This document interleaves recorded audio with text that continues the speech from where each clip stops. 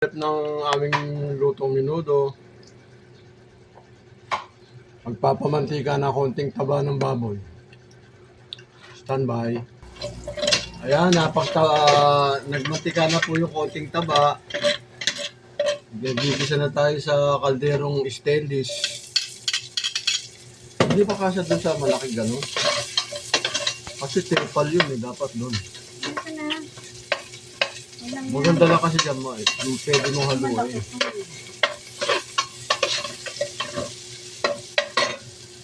Bagay, stainless. Alam mo ba yung mga aluminium kaldero doon sa trabaho namin dati?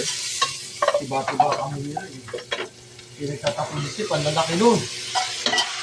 Yung isang baka, kasya doon. Oo? Oo. Ganda naman ang laki. Ganun sa lao. Ganun kalaki mga kaldero sa Abu Dhabi, mga kitchen ng mga palace, mga sheik. Ganun, kalalaki. Pagka Ramadan, yun ang ginagamit namin sa nagluluto kami biryani, matchbus na kanin. Sa mga ulam, doon niluluto, haris. Ang lalaki nun. Diba kami rin, sabi ko, paano natin ito pipipiin, Dre? Sabi ko, huwag mo nang pipiin, tawagin natin yung truck. Pumupunta yung truck doon yung junk shop. Tatawag ka lang. Malilit, pinipipi namin. Yung malalaki, hindi na. Pinatawag namin yung truck. Yeah, standby lang po tayo. Ayan, nagisa na ang aming karne ng menudo. Halo-halo na, pati yung konting taba. Lalagyan na ng tomato paste? Oo, nalagyan na. Lalagyan pa uli ng tomato paste konti. Ano na yan? Sabaw na yan. Sabaw na pala yun.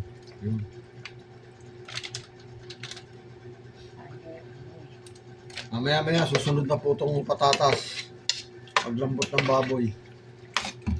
At itong ibang ingredients. Andito sa lapag.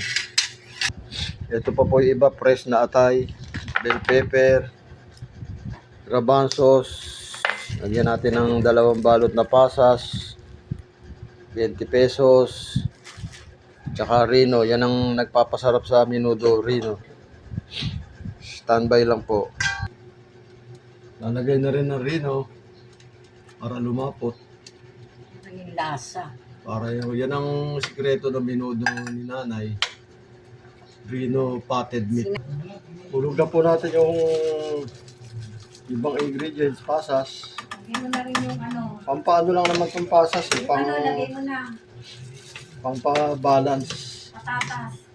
Saka patatas, lalagyan na rin natin. Lagay mo na. Ito na, hugas na siya. Huli na yung ano, di ba, atay? Oo, uli yun.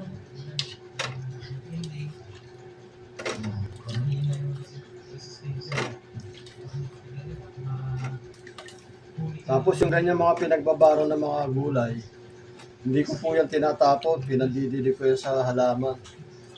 Sayang. Halu-haluin natin, tapos palalambutin. Pag lambot, lalagay na po yung last na ingredients, fresh pork liver.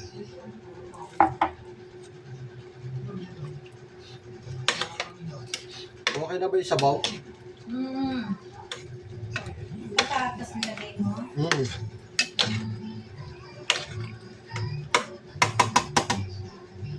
Standby lang. Hulog na po yung fresh na liver. Yan, pakulo yan, papatay na. Okay na.